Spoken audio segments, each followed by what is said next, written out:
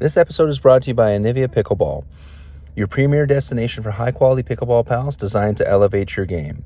At Anivia, they are committed to providing players across Canada with innovative, performance-driven pickleball paddles crafted for durability, precision, and ease of play.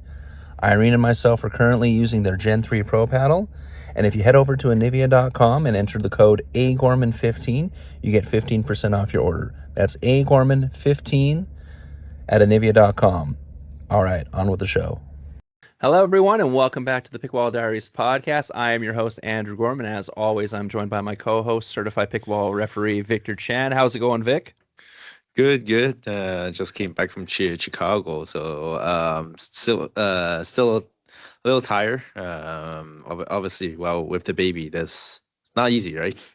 No, not at all. For those of you listening, you may have noticed there was no intro video, and that's because I was saving this. So, Vic, if you check your text messages, I sent you a little video. I'm going to have you play it, and we're going to get your reaction. I will stick the actual video up on post-edit. But you'll notice something different about the intro song, Vic. Oh, okay. Just play it. You go ahead and play it. And I'm more so listening for the music than the video part.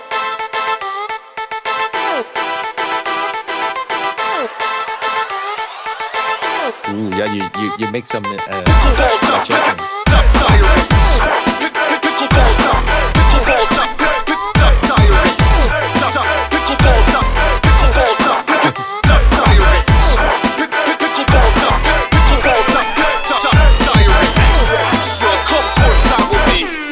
Oh yeah, I like that.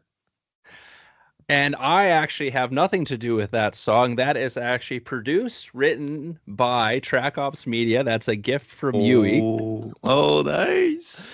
So we never have to worry about getting copyrighted claim because that's what happened with our last intro song. So big thank you to Yuki and TrackOps Media for that. That's the official song of the Pickleball Diaries. So that was an early Christmas present. Oh yeah. You were telling me that you wanted you wanted to ask Huey if they can produce this intro song for us, and oh my God, that is so good. It's so great. Thanks Huey. Oh my God. Well, and the funny thing was, like, I messaged him saying, like, hey, how much is it for something like that? Right? And he says, why? He goes, don't you have everything? I said, the only thing I don't have rights to is the music. I said, I just use like a free app. He goes, okay, give me like a day or two. He literally messages me, like, not even like 3 days later. He goes, here, check your inbox. Oh my God, so good. Oh, thanks, Huey. That's so cool from him. Yeah. So yeah, big thank you to Yuki and TrackOps Media. Now the official theme for the Pickleball Diaries podcast. So I'll have edited that so that's up while Vic is listening to that. But so that obviously already good news. But now on to the main event. So the official arms race has started in the CNPL. Yeah. For those of you not paying attention to all the free agency signings, teams are loading up big time. It all, of course, started when we were talking about it last week, how the Smash poached Anne-Sophie from the Lions in the offseason here. The Lions followed it up with signing Christina Chen. I call it, right? I knew it right away. If Anne-Sophie is leaving, there's no way Ernesto is not going to go after Christina, right? Yeah, exactly. And, of course, Christina and Ernesto have played together a bunch. They're actually, they swept the Nationals mix this past year right now. So lots of experience between the two of them. They're good friends too, right? So yeah, exactly, right. So now you have the Lions with 3 players with Ernesto, Christina, and LC. You have Toronto United with 3 players, Matt, Max, and Jada. Smash have 3 players with Anne-Sophie, Jess, and Ryan. The Brewers have 3 players because they also signed Audrey Young, who was previously on the Drive, so she joins Kyle and Ava.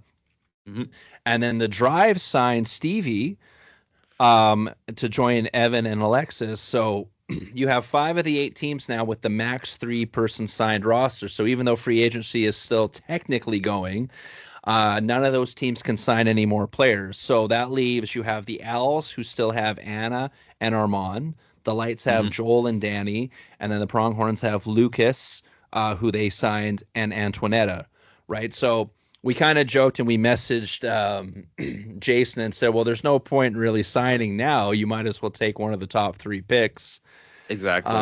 with that, right? So, however, right after we kind of made a joke about that, um, we had a big trade happen between the Lights and the Detroit Windsor Drive. So we'll break this down a little bit for everyone. So the Northern Lights received the Drive's fourth round pick, Yep. their fifth round pick, and their sixth round pick. And then Detroit received the Lights' third round pick, their fifth round pick, and their sixth round pick. So for those of you wondering the consequences of that, so basically the Drive didn't have a third round pick because they had um, three But they players already already signed three signed, players, right? right? So like we were saying before, so the first player you got for free, right?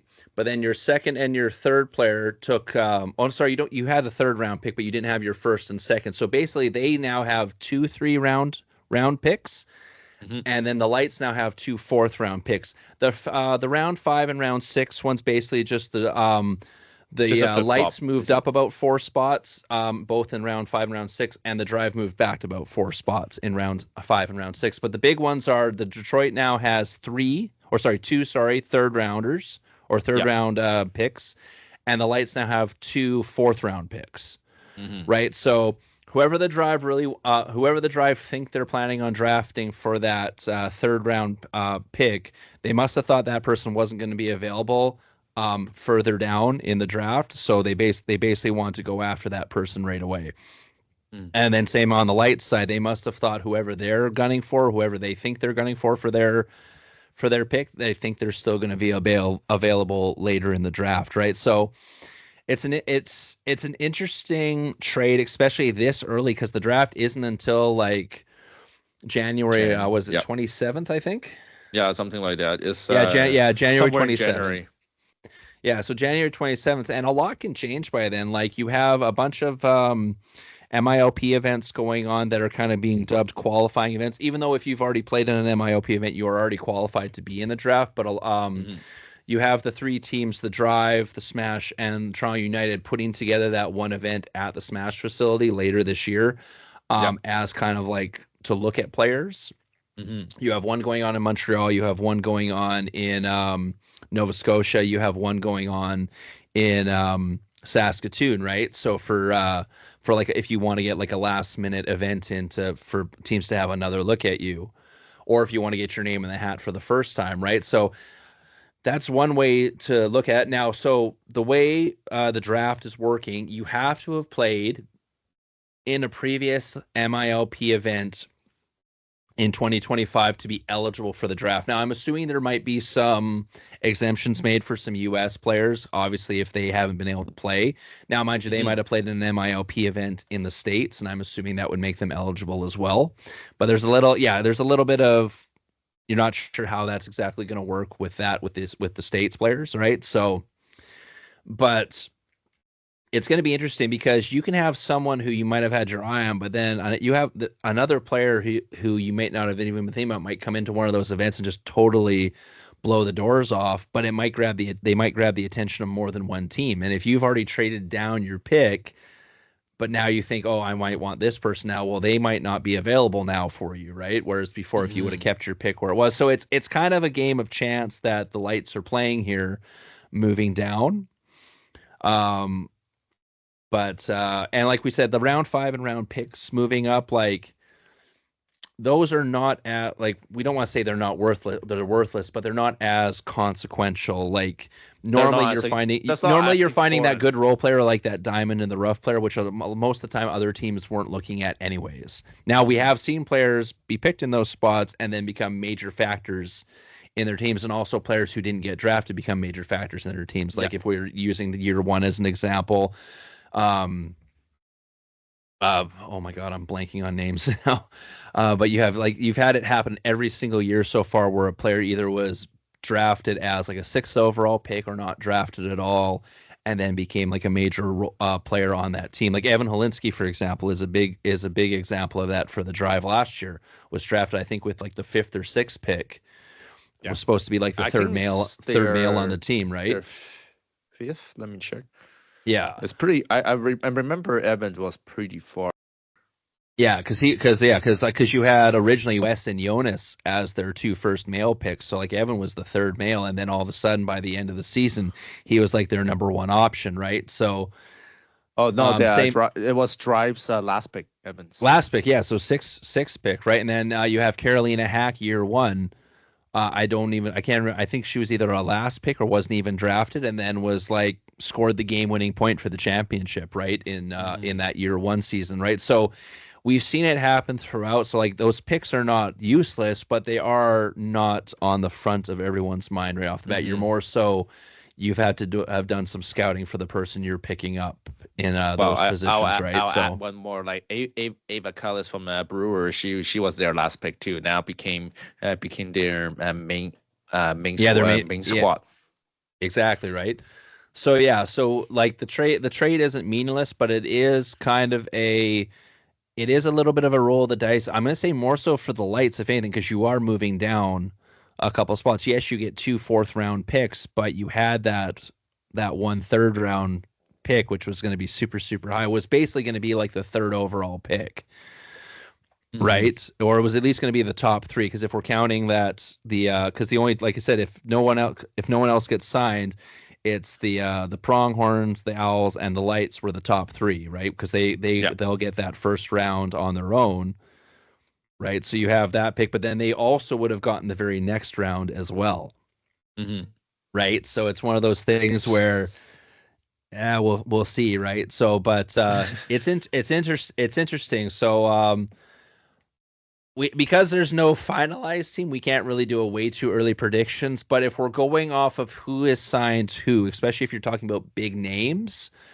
if the teams can find the proper counterpart for their 3 that they have, I've got to say that right now the front runners are the Lions, Toronto United, and the Smash, just going with like that star power that they have. Yeah, right. I agree. I might even give a little bit of a nod right now to the Smash, only because we know how good Jess and Ryan are. It's been 2 years in a row now. They've been the best mixed team in the league. And adding Anne-Sophie to Jess, it's going to be a big plus. That's an insanely formidable women's team, right?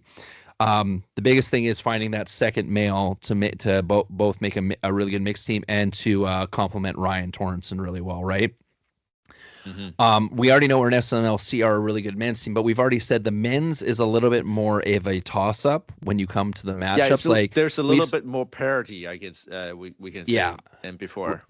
Yeah, right, exactly. Like, because the men's team, like we've seen Ernesto and LC dominate teams, but we've also seen them get dominated in matches before, right? So the men's is very like a 50-50 toss-up who's going to win that match, where when the women's team wins and you have a super strong mixed team, you're almost starting the game up 2-0.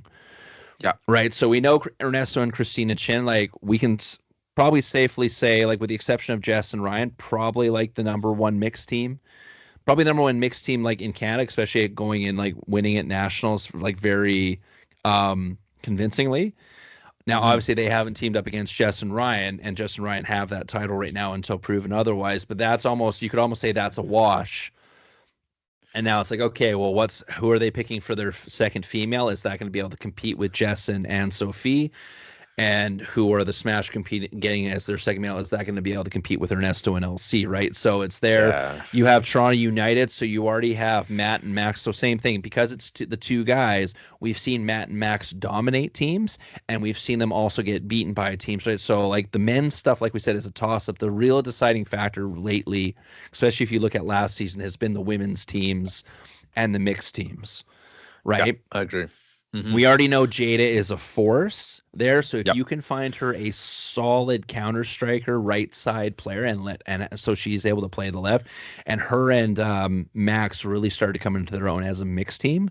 So if you can find a solid right side player to assist Jada, and then also complements Matthew Kawamoto, that then also makes Toronto United an insane force to compete with, right? So it's finding that second female, finding that balance to complement, right? Because that's what Toronto United ran into their issue last year. And we saw it in the finals, is that the one mixed team was a little weak. Yeah, it's a little weaker. Right. So that was their one problem. So you want, and actually, because Matthew Kawamoto's so good with his counter punches, you almost need a slightly more aggressive female to play with him. Not just a reset specialist, but almost someone who's very, very good at counter punching. Because like he had Jordy and Sneha last year on United, and they're both very, very good defensive resetters and setup people. But like I found, like except for that one match where Jordy all of a sudden became like a down the line sniper. Yeah. Right. Normally Jordy isn't like that, right? But so that might be one thing. They might have Jordy might go work on that, and then if Jordy's available, they might draft her again, and then you have that same team back with Jordy trying to be a little bit more aggressive when she's playing mixed, right? That might be an option, right? But right now, like out of all the teams and what they have set up right now, those are the three teams right now. Like we said, this is just with three players, so it all depends on chemistry with that fourth player you pick up. The drive also look good. We know that Evan and Alexis were a really good mixed pair by the end of the year. They came into their own. Stevie obviously was a brick wall for the Lions last year. So her with Alexis will be very interesting to see if they can really chip away at some of those, higher known name player teams like with Anne Sophie and Jess, if they can compete with that. And then of course with the Owls and the Lights and the Pronghorns, because they only have two players, it's very, very hard to assess what they have to work with. Because even though Anna and Armand were on the Owls last year, they didn't play together. Right, they were on the opposite sides of the mixed teams, and even with the Lights, Joelle and Danny weren't the mixed pairing. Danny was with Lucas, and Joelle was with Marie Christine. Right, so all of these are very, very formidable players, but it's like, okay, are you going to get the good mix to go with them? Right, so there's lots of players who weren't drafted last year that we thought could get drafted, or even you could like make two other teams with. So there's lots of players available. There's been players coming onto the scene. In MILP, if you look at some of the rankings in MILP on the Fullsend Pickleball website, there's lots of players. Like the Duper 22 category is kind of tough to look at because there wasn't a lot of Duper 22 events. Yeah, that happened mostly because if you look at it, it's all the pros, and it was when they did the showdowns, right? Yeah, exactly. The places to really look at for any new up and coming players would be like the Duper 20 and the Duper 18. Right? I think they're gonna just choose Duper 20, right? Isn't it? For some events, the Duper 20 is the only eligible one, but there is one or two other ones where they're saying the Duper 18 is as well because of just the availability of players, right? Because, like for example, like if you look at Eric Fraught, who played for the Owls last year, when he played in the showdown, he played in the Duper 16 just because he couldn't find a team. True. Right. So it's going to be one of those things like that, right? So one big thing to look for teams to look at will be like the top 10, top 15 rankings in MILP, right? And you'll be able to see very quickly there who's consistently winning or who's consistently finishing in the top categories every time they go to an MILP event, especially in the Duper 20 and Duper 18, right? Or has someone was in Duper 18, have they moved up to 20 and were they still winning, and so on like that, right? So it's going to be interesting to see how it goes from there. Yeah, and I just double checked on the website. The draft is on the 27th of January, so still lots of time. And I think I'm going to check the website here really quickly, but I think like registration for the draft, I want to say starts in January because I think they're waiting for the free agency period to end, which I think ends just before Christmas. I think it's January 1st or something like that. Yeah, that's what I'm thinking as well. There's their little schedule here.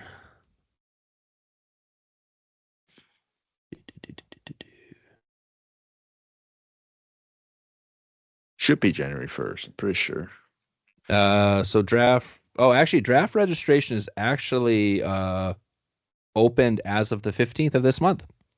Oh, okay. And then it closes on the 19th. So yeah, so if you want to get your name in for the draft and you think you got a shot, if you're in like that top 10, top 15 in the Duper 20 and Duper 22s and stuff like that, you can go ahead and get your name in. I want to say it's like $50.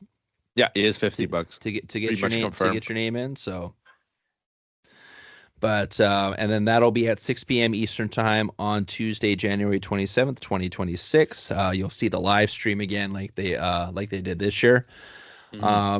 So yeah, super excited for that. I'm interested to see which who the teams pick. Anything else to add to that, Vic? I don't think there's not much to ask at this point. We know obviously this next season is gonna be we start a little bit early, and so we are hoping also to have more matches is gonna be play. So which will give the players a little bit more opportunity to play against each other, and having that is it. Am I right? Global Pickleball Federation or whatever. They Oh, try not to the the Global Pickleball schedule Tour with APP. tour. Yeah, exactly. So Yeah. they will try. If you're playing on the APP, obviously you're not gonna be you won't be having to having a conflict of schedule. Obviously. Yeah, exactly. And like we said, right now, like we said this, I think it was last podcast or the podcast before. That one, honestly, APP right now makes more sense for Canadian players. Oh yeah, big It's set. just like there's more opportunities right there. There's like the whatever the cash prize is the actual cash prize if you make it all the way to the finals. It's not this tiered crap that the PPA is doing. Yeah. Right. So, but yeah, here we'll go over the schedule one more time for anyone who missed it. So, right now we're in the free agency period. Oh, actually, no, sorry. Free agency period is done. It finished on the 15th, actually. So yeah, so free Oh, agency is there done. you go.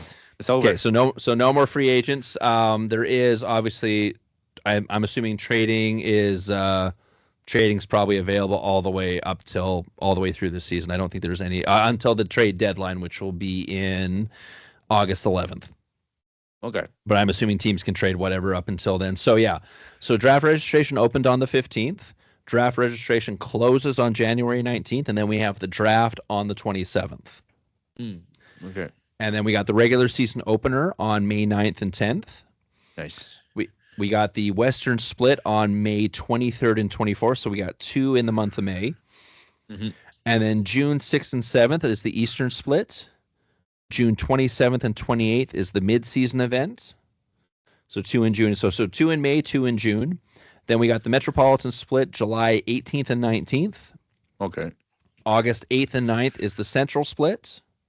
Nice. And then as we were saying, August 11th is the trade deadline. August 29th and 30th is the regular season finale. Mm-hmm. And then they're doing on September 1st the season awards ceremony. So hopefully, like we said, hopefully they live broadcast that now. Oh yeah. And hey, if you guys need an MC, Andrew is putting his hands up for sure. And then September 26th and 27th is championship weekend. And I understand why there's the big gap there between the 1st and the 26th and 27th, because we do have the APP's Canadian Open on, I want to say, September 6th and 7th that month as part of that APP Global Tour, right? So you're going to want to give the players a little bit of a break if they had, I'm assuming majority of them will attend that. Why wouldn't you? Definitely. Wow, why wouldn't you? If we're being honest, about, let's say, 75 to 80% of the players are from like the Ontario, Quebec region, right? So majority of them already kind of live in the area. So for them to go and attend it, because we're going to assume that the Canadian Open is going to be somewhere in the Toronto area, I would assume. Yeah, that would make sense. Like I said, unless you get a bigger facility somewhere on the West Coast, like say for the Nest, for example, because the Nest is hosting the BC Provincials. They just announced that. Now they haven't announced. No one's announced anything about nationals yet, but because realistically, in my head, that's the only kind of facility, the big facility that could host like a big event like that on the West Coast, aside from maybe Regina, right? Yeah, but the Spruce facility, I went there. They have the frame, the indoors frame already up, but it depends, and I will say they're a little bit at the mercy of the weather now. If next year they gonna defreeze early, then they can start early. But other than that, there was still a lot of work to do. Yeah, quite a bit of months away. Yeah. So we'll be realistic. It's more than likely going to be in the Toronto area, just because you have enough facilities that are also linked to the CNPL that you can make it work there. So so that's probably that's probably about it for unless there's a trade coming up in the next over December here. I don't think we're going to have much for CNPL news until we get to the draft. So Yeah. we might have a little bit of a hiatus here for CNPL stuff. Now, obviously, because we have some of those MIOP events coming up, if we can get the spectator code for that, we could look in there and see maybe who does well, and we can do some pre-scouting ahead of possible people who might get drafted if they register themselves in for the draft. But aside from that, unless something else gets announced, like say a team name changes, or maybe if they do find owners and introduce 2 more teams into the league sporadically out of nowhere, I think that might be about it for at least until we get into 2026 for CNPL.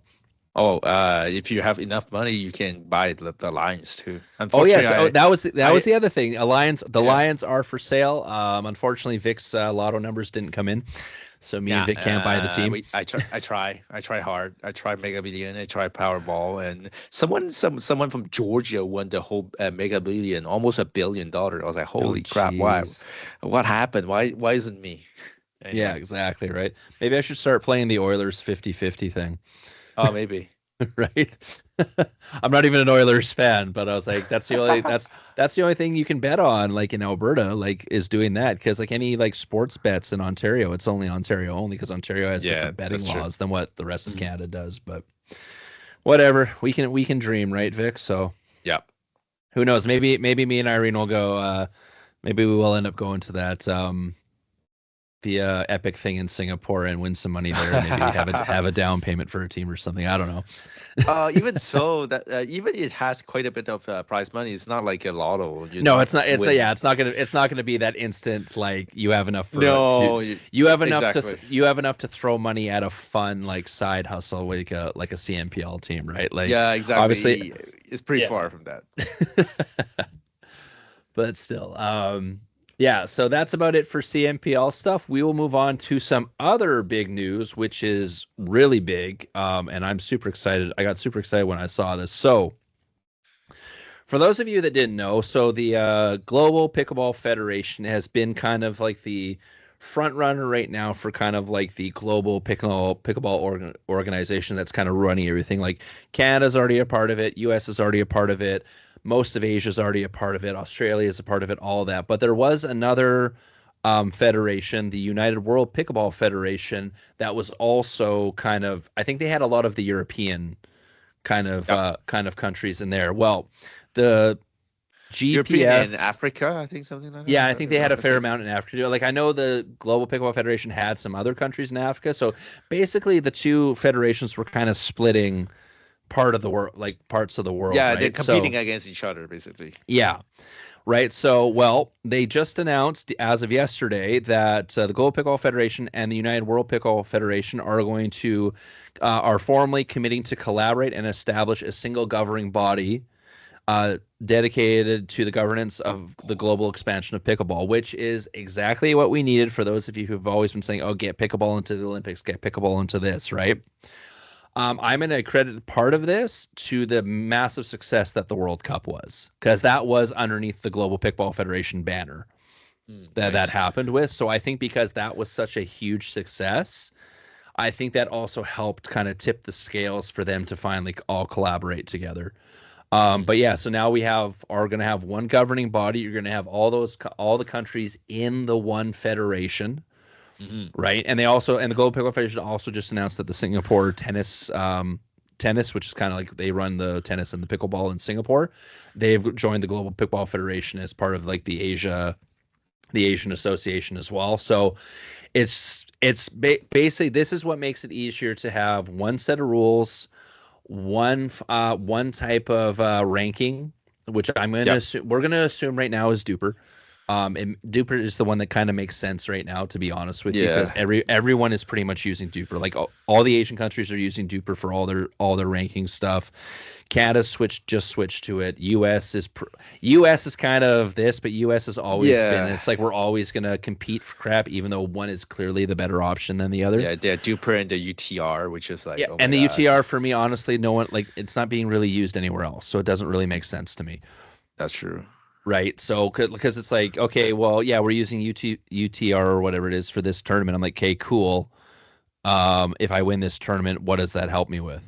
Because this tournament's also going to get entered into Duper because you're using pickleballtournaments.com for this tournament, so it then also gets entered into Duper. I know. Right. So it's just like, what's the point of having that other designation?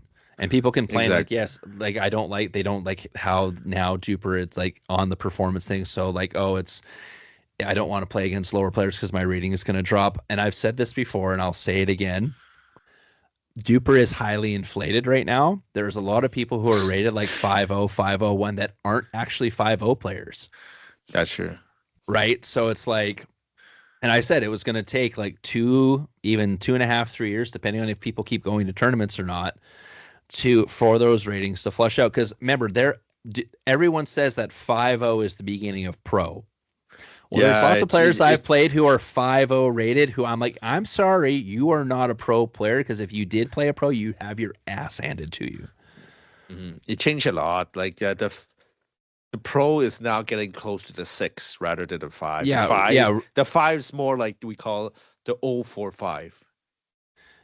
Yeah, exactly right. So anywhere from like a 4, I would say like a 4.5 or even like a 4.6 to like a 5.2 or a 5.3 ish is like high advanced player, but not pro. No, not pro. If you want to say semi pro, I guess you could kind of use that terminology. Yeah, even but so. No, I would say not even that, right? Because like I said, I've played against guys who are 5.1, 5.2, and they're not blowing me off the court. Like it's like if we're playing, say, men's doubles, it's like an 11-9, 11-10. Sometimes I even win. Yeah. Right. Whereas like when I've played a pro player, you feel it. I feel like no matter what shot I do, it's coming back, and it's coming back with spin and with precision. Mm-hmm. Right. So there's a big gap there, and right now there's even some pro players we have who their dupe rating isn't high enough. Yeah, exactly. Right, like you look at Jada Buey, like Jada Buey, you look at Anna Dashenko, you look at Stevie was another one, I think. Yeah, she's now even climbing, but still. Yeah, you like even Stevie when she got, because I think when Stevie got drafted, hers was like a 4.9 or something like that, and I was like, there's no way you're only a 4.9. Right, but it's getting the games and it's getting the events in. Like I think Jada's got to be up in like the high 5.4s now, almost a 5.5 at this point. Yeah, same thing with Anna, right? Well, because that's funny, because like we were talking about Team Canada at the World Cup. Realistically, half of those players who played for Team Canada this year was CNPL players. Should well, not only are they CNPL players, but honestly, by next year, probably won't be eligible because they'll be too high. Yeah. If I'm being realistic, like more than likely Jada's not going to be. She's going to be over 5.5. More than likely Anna's going to be over 5.5, right? Mm-hmm. Kyle Hermetz is probably going to be over 5.5, right? Same thing with Kaylin. Same thing with who was our other person who started a lot? Casey Rogers, probably going to be over 5.5 by that, especially if they keep playing pro, and especially now that the CNPL matches actually show up on your on their Duper ratings now, because now that Duper became actually finally the actual thing for CNPL, so all those CNPL matches now show up on Duper. It's entering, yep. Right, so there's a lot of players who played for Team Canada this year who are going to be too high ranked to play for Team Canada next year, especially if the World Cup keeps that under, like it has to be under 5.5, which honestly I think it should, because it's an amateur tournament. I don't have a problem with that, because realistically, if you want to create a one that includes pros, that's now what you'd call Olympics, or the PPA has their World Championships, which isn't really the World Championships because it's literally just all U.S. players playing pro. Well, it's just all PPA players anyway. Which for me, I find that I'm like, you can't call that the World Championships. There's like 3 people there who aren't from the U.S. I feel like I disagree with that, because no, but you have to make the decision. Are you going to if you're going to allow pro players, you can't have the 5.5 cap. If you have the 5 cap, then it's an amateur tournament. You know what I mean? Yeah, I know. But I'm amateur. If it's an amateur, I will say 5. Amateur should be less. Amateur should be less than 5. or at least Yeah, less than like 5'2". yeah, something like that. So I will say like if it's like if you advertise as a pickleball World Cup, it should be open to every player. Yes, you can still like they still did some categories, but they should have, and they put this one as an open category. Remember, they somewhat said that it was a kind of an open category. So No, it's like, they because they had their regular matches throughout the week. yeah, That I was the know. regular tournament, and then they had open divisions in that, Yes, right? so therefore you And see then, that but you and then even so for you, the team one. No, the reason why they call it open for the team, um, it's the reason why they don't say men's division and women's division. They say open division and women's division. It's that terminology is why it's called yeah, that. but still it's very Yeah. confusing, and people, and I'll say for Well, you wouldn't get not any of the pro players from the PPA anyways because they're not allowed to come because of their contracts, no, that's fine. That you can get right? the APP players. The Yeah. APP Well, players and we will come. well, yeah, and we had a bunch. We had Yeah, like there but was like they couldn't play because they're well all the about, higher level ones couldn't yeah, play. the Yeah. higher level one. But that's the problem, right? So a PPA is a PPA. Like let the PPA do their own thing. So, but I would have still wanted to for the World Cup to just open up to like just make it as what like The best on best. the Davis Cup of Yeah. tennis. Like basically make the force the country to make to get the best players out there, right? And that's something usually that's why you mentioned it's a World Cup because you like people when we heard the term World Cup, we're having the best of the country playing it. Yeah. And not No, like no, if yeah. if you cap it at 5-5, you should just say amateur World Cup. Then Yeah. okay, Well, that people the thing understand. is right now, I think the problem if you open it up above 5-5 right now is that certain countries aren't going to be able to do anything in it. Well, and Because then that's their fault. They it's have not to their go fault. It's because pickleball started in Western or in North America, and it's been slowly yeah, but branching out. that's okay. You're now Yeah. starting to have other countries like players from China, from Asia, from the Europe. They come train in the States, and then after that Yeah. they say, hey, I'm gonna represent my country to play in this tournament, and there you go. Now you have a much stronger contingent of that country, right? Like Yeah. not say, not probably not the best analogy, but anyway, I would say basketball used to be more like NBA dominated when it's in the Olympics. But now we kind of starting to see a little bit of transition that there is some European country is now coming along because those European players are coming to the NBA and playing and then using this fact. And sometimes the USA Olympic team does not pick the right people to play. Not saying they're still not like they're still winning most of the Olympics in basketball, but we can see it's getting closer. Every year, it's starting to get closer and closer and closer. So that's kind of the thing. Like our pickleball is not that quick. We're not at that stage that there's another country that will compete against the US at this point, but like if we look at the PPA, if the PPA players if they are allowed to play on the World Cup, there are more and more international players actually breaking through and now winning. Like you look at Federico Group, Argentina, Andre Diascu, Europe, right? Those players starting to break through into the US. If like that's why I say if PPA is allowing those players to play the World Cup, I don't think the US gonna dominate. Yeah, well, and the other problem you're going to run into that this is the problem, and the reason why I think they're having that 5-5 cap right now is that some of these pro players aren't going to come unless they get paid. Oh yeah, for sure. Which That's for is sure. which like right now you're asking a tournament that's 3 years old, and like we said, this already made massive leaps. Like because we covered the last year's Hmm. in comparison, and just the jump in quality and the competitiveness level of just that 1 year jump was insane.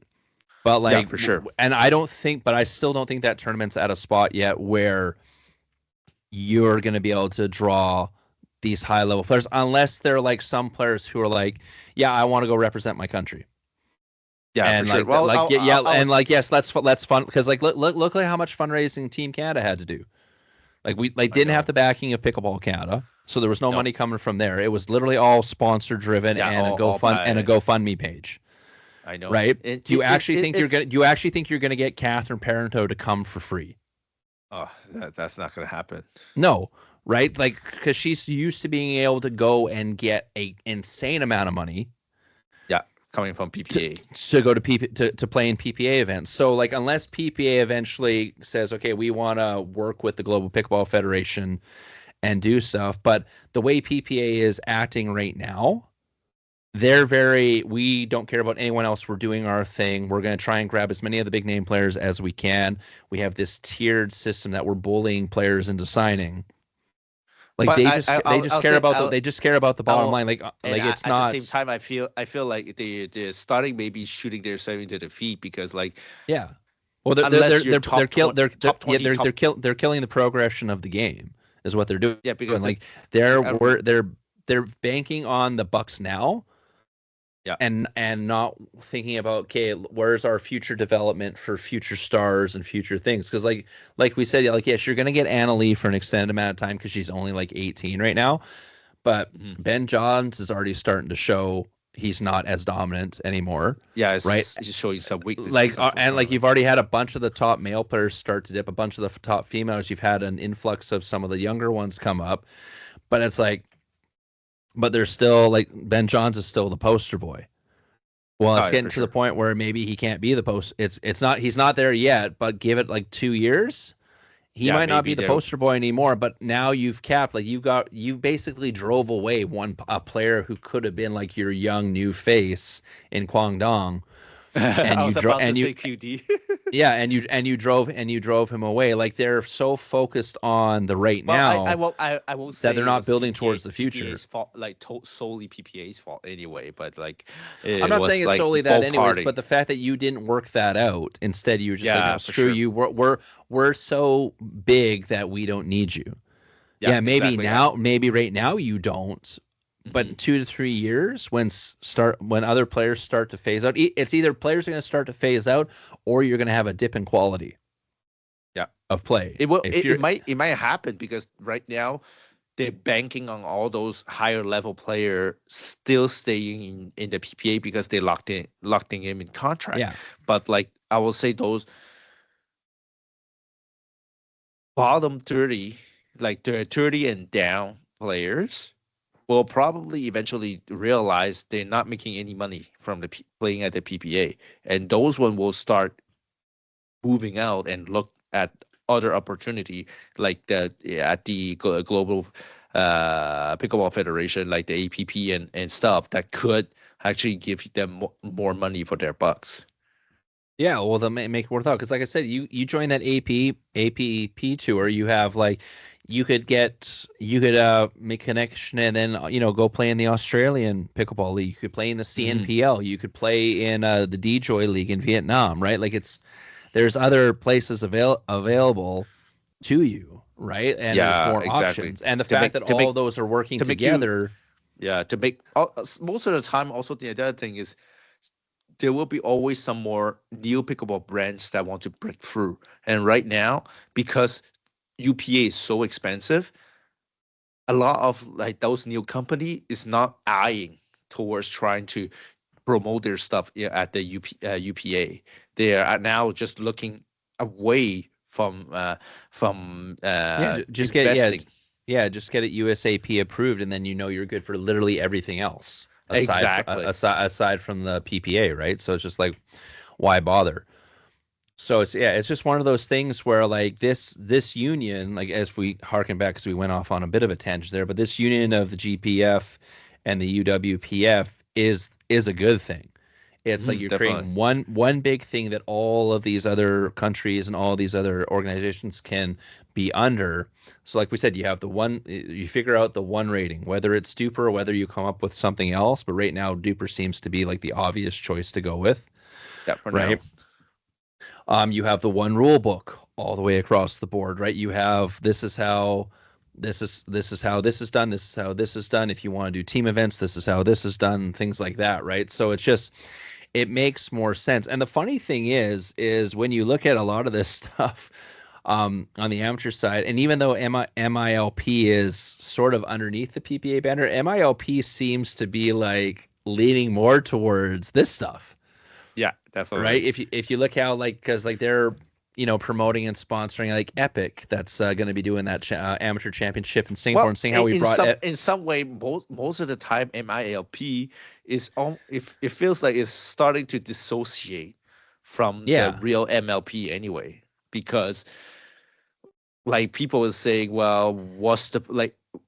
I won't be getting drafted to MLP anyway because I yeah. gonna need to lock down my contract with the UPA. So Yeah, so why what's the bother? point? Where it's like it's still like an insanely good building block. Like you look at for here in Canada, it's a good building block to get into the The CNPL, CNPL right? exactly. And you can still go to the MILP nationals, which are held in the U.S. every year if you qualify for that, right? So it seems to be it's almost starting to feel like it should just branch out Yeah, and it's be its shifting own away. and be its It's own thing, yeah, it's shifting away from the real MLP.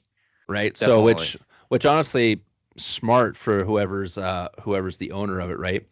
Um, But yeah, like we said with the joining of the two forces and now having one global thing, that's a step closer to possible Olympics, possible like more World Cup style events where you have multiple countries playing and things Mhm. like that. Like, and that's also going to bring in more money because you had probably sponsors for one, sponsors for the other. Now you can bring all those sponsors together.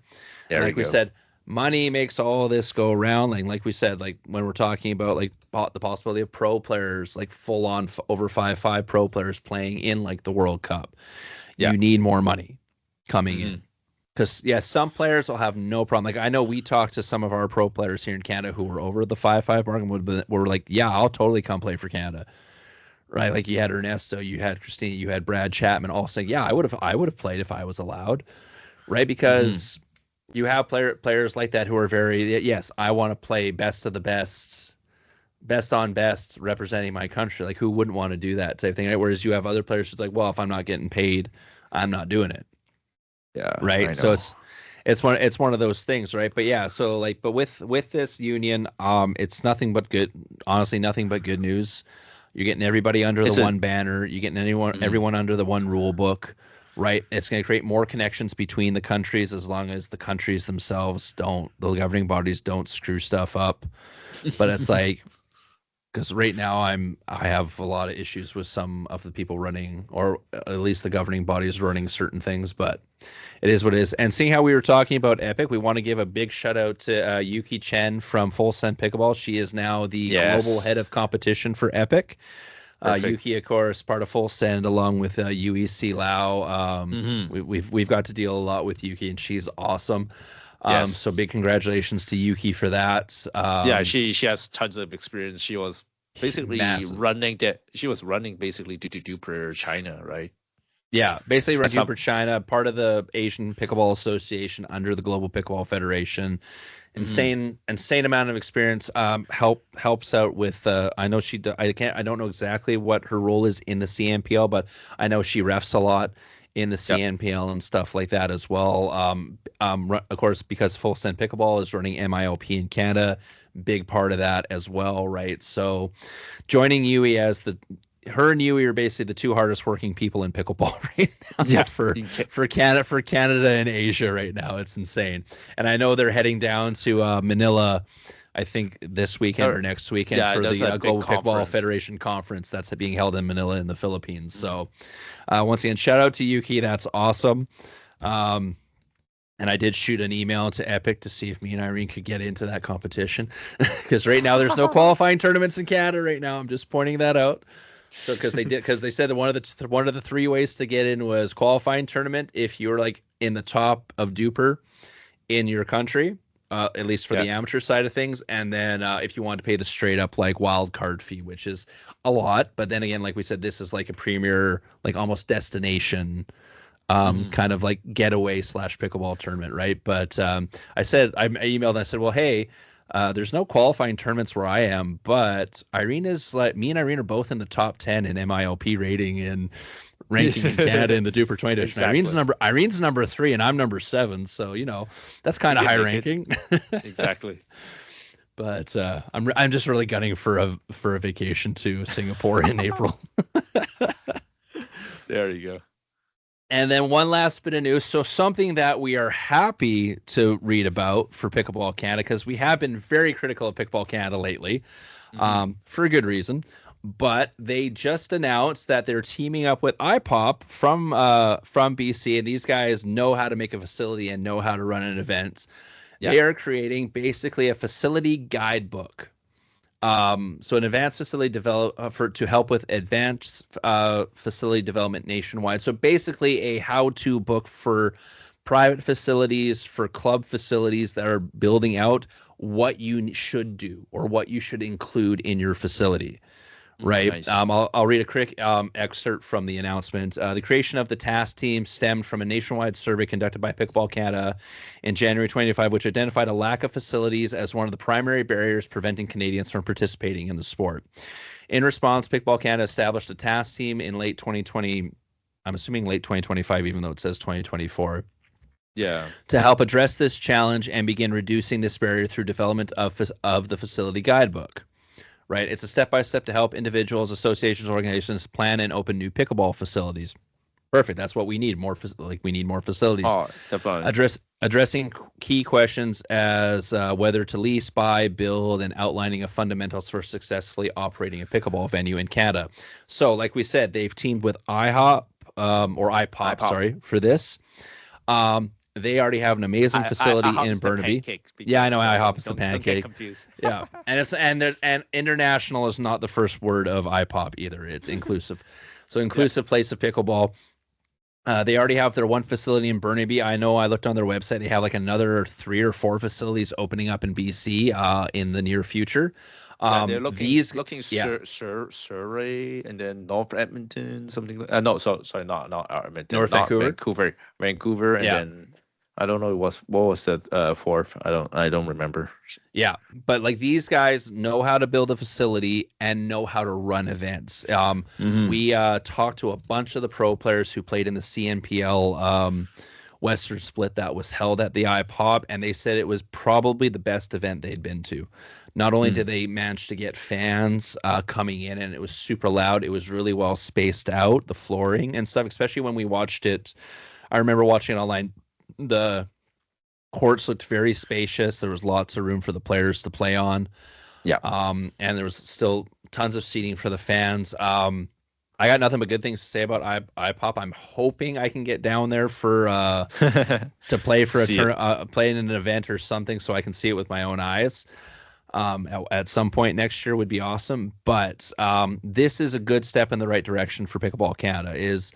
It's not just throwing up a facility, it's building a facility to proper specs to have what players need. And so the facility can succeed by running tournaments. Because we are getting to the point now, like you have some facilities who can just be the recreational facility. Like people go there to play rec games and whatever, and that's fine. But the big thing with Canada is because we get such cold winters, and that's 80% of the country gets that. Yeah, where we have to where we can't play outside. I'm gonna say 100% of the country. There's no way you can play outside in December, unless you're unless you're pulling a Christina Chen and doing the pickleball on ice stuff with your skates and your hockey gear and playing it on the frozen pond, right? So exactly. So quick shout out to Christina with that, but yeah. So we need facilities, but not only do we need facilities with enough courts, enough proper sized courts that can host events. Or host a tournament, right? So it can't be like just a 5-court or like even a 6-court is pushing it facility, right? You need like 10 to 14, 10 to 16. Realistically, for me, for a tournament, 16 is like the perfect number. If you're doing like a local tournament, yeah, that's 16 gives you now. If you're talking a big event, yes, you need like 20 to 30. But if you're talking about, say, something in like, say if we're saying like the Spruce Grove tournament, right? Yep. They only have 12. They only had 12 before this next facility is there. They only had 12, so they had to cap. If you have 16, that gives you lots of leeway to have players, and with 16 courts, you can have like a 400 plus person tournament. Yeah. Right. And then Definitely. as long as you schedule it properly, right? But like 16 seems to be kind of anywhere from like 10 to 6, I'd say 12 to 16 seems to be kind of the magic number. From at least my experience now, me and Vic running MILP events and sitting there and trying to work out scheduling in our heads, like, okay, we're going to go to this facility. This facility has this many courts. So how much time do we need to for this division, right? So that is a big thing we've started to realize that we're looking at. That's one of the, actually, aside from rental fees and stuff like that, that's one of the big things when we look at a facility now. It's like, okay, how many courts do they have available? Okay, if they only have, say, 7 courts available, okay, well, we can probably do a 3v there. If we do a team one, that's going to need to be 2 days. It's going to need to be at least 2 days. And you have to cap it. And we have to cap the teams at probably 8, and then we still have to be very gingerly with how we schedule it, right? Because it's just one of those things where you only have so many courts to work with. So how do you move the games through? And we even do it where we have one matchup on 2 courts, so the court flows quicker with the rally scoring when we do the team events, right? Yeah, so it's still running, and it still slows down, especially when you get into dream breaker issues, right? So the fact that they're making this guidebook, and hopefully facilities and stuff use it. That's the other big thing, is you got to use this book, right? Or this guidebook, to build out these places, right? So I know we have a couple new facilities opening up in Edmonton and Red Deer, coming really soon. We got the Pickleplex opening up in Red Deer. We have Fairgrounds opening up in Red Deer. The Edmonton Sports Center, which technically is already open, but their pickleball facility side of it is just getting finished. Like, they've already had their basketball and volleyball stuff open for a bit, but their pickleball facility is just finishing up. I know they're opening up. There's talks of something else coming into Edmonton. There was also, what was it, the I tennis or I2 tennis? IQ tennis. IQ Tennis just recently opened up a little while ago in Edmonton, right? So we have all these facilities open with that have pickleball in it, but now it's like, okay, now when we go in and look, okay, well, is this facility good for just rec? Can we actually run a tournament here? Like, that's things me and Vic are looking at now, not just like, okay, yes, the floor is good, the nets are good, cool, I can have a good like, meet up. If me and Irene go to Edmonton, I can meet up with Vic and a bunch of people, and we can have some really good rec games. There's another right? gyms called Altea. It's coming from Ontario. They are looking to open a gym plus another like 14 or 16 courts facility. They actually took over like an old Lowe's Rana warehouse to open it. But again, we'll see once it's built. Exactly. I won't put too much I won't put too much description until I see it. Yeah, exactly. Right, because I know because Pickleplex's grand opening is what, December 14th? Yeah, in Red Deer, Vic. Yeah, I think 14 is the Friday, is the grand opening for the founders, and then 15 is the Saturday. Is this just double check? I just make sure I got the dates right. No, 12 is the grand opening. 13 is the kind of open play and / grand opening to the public. Oh, nice. Yeah. So like that's opening. So hopefully we can get down there at least around that time and check out the facility. Speaking of which, we are hosting an MILP event at the Pickleplex in Red Deer on March 14th and 15th, which will be a team event. Yes. So we're super stoked for that. Thanks to Ryan and co for working with us to get that date locked down. So we got 2 events now coming up. We got the 3V at the Hub in February. We got the team event at the Pickleplex in Red Deer in March. We're hoping to get tournaments every month at least up until June to before the full on summer tournament season like goes into chaos mode. and then probably come back either like September, October for another 1 or 2 events to finish off the year. If we do a really good job, we're really hoping Fullsend gives us like the Western Regionals, but we have to lock down a facility with enough courts to do that. Yeah, which is tough right now in Alberta. Yeah, it's because right now there's one, realistically, if we're being realistic, because we'd want at least 16 courts, I would assume. Yeah. If we want like Western Regional. So if we're talking 16 courts, there's really one at Calgary. There's one in Edmonton right now, I believe. Yeah, the other one is closed, unfortunately, for the moment. Yeah, and the third option right now is closed we're not gonna. Well, that might be one of our like late November, early December kind of extra episode things where we talk about that, because we have to talk about the Ontario thing as well, because there's a couple there's a couple things we're gonna have fun just talking about, like shooting the crap, but when there's not as much big stories where we cover previous stories from the year. So, but yeah, so. The guidebook is a really good step in the right direction. So hopefully Pickleball Canada keeps up with that. Really, like we said, really smart dealing with teaming up with IPOP to do that with. No, that's great that IPOP actually good for them to sharing that experience to everyone too. Exactly right. And the nice thing is IPOP had a big role in the Team Canada thing. So hopefully that might create a connection with Pickleball hopefully with Pickleball Canada to get them to jump in on the Team Canada thing for next year. Because that's another thing, I can't remember the name of the website, but the Team Canada jerseys, check Fullsend's Instagram, because they posted as well. You can now get the Team Canada jersey and buy it online, and part of the proceeds go towards funding Team Canada for next year's World Cup. So while Vic looks, I'll keep talking. While Vic looks it up, I'm blank. So I apologize ahead. I'm BP All Outfit.